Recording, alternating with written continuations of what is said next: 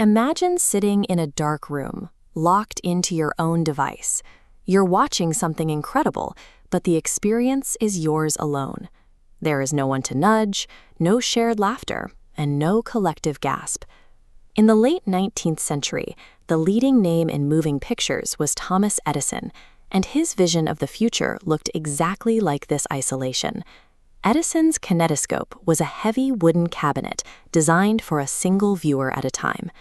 To see a film, you had to physically lean over a peephole, peering down into a box that blocked out the rest of the world. While the technology to capture motion existed, it was treated as a solitary novelty, a private attraction that could never be shared by a group. This was a human problem as much as a technical one. We rely on shared experiences to build culture, yet the era's most advanced visuals were restricted to a single set of eyes. The evolution of the medium was stalled by a hardware limitation. To create a shared culture, the machinery of the moving image had to be completely redesigned from the inside out. Across the Atlantic, a different approach was taking shape in France. Auguste and Louis Lumière approached the race for moving pictures with an engineering mindset, treating the kinetoscope's limitations as mechanical hurdles that needed to be cleared. In 1895, they patented their solution, the Cinématographe. This wasn't a collection of disparate tools. It was a single 3-in-1 device that could act as a camera to capture the film, a tank to develop it, and a projector to show it. Consolidating these functions turned a heavy, stationary parlor trick into a portable system that could be deployed anywhere.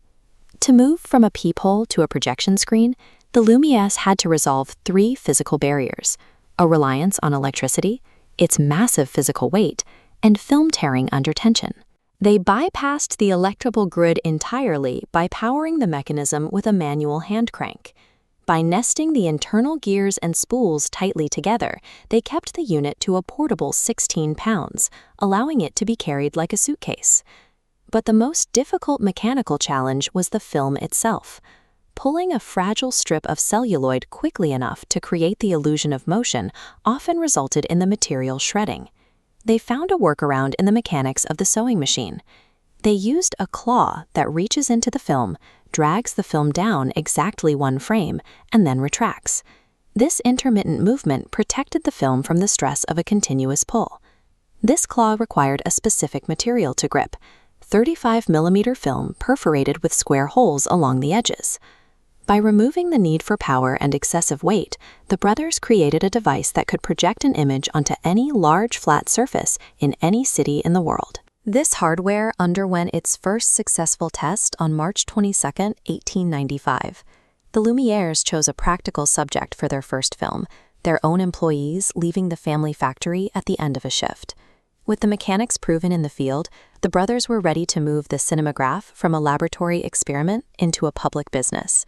On December 28, 1895, the Lumières took their machine to the Grand Café in Paris. They hosted the world's first commercial, paid public movie screening, shifting cinema from a private curiosity to a public event.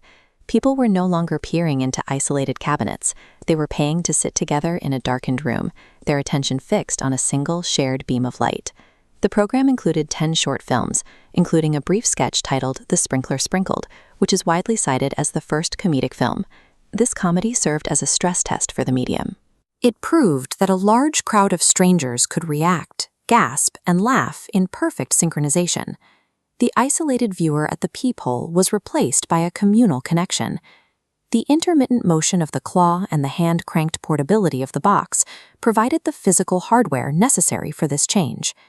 By solving the specific mechanical frictions of projection, the Lumière brothers turned the solitary flicker of the screen into the shared cultural experience of the cinema audience.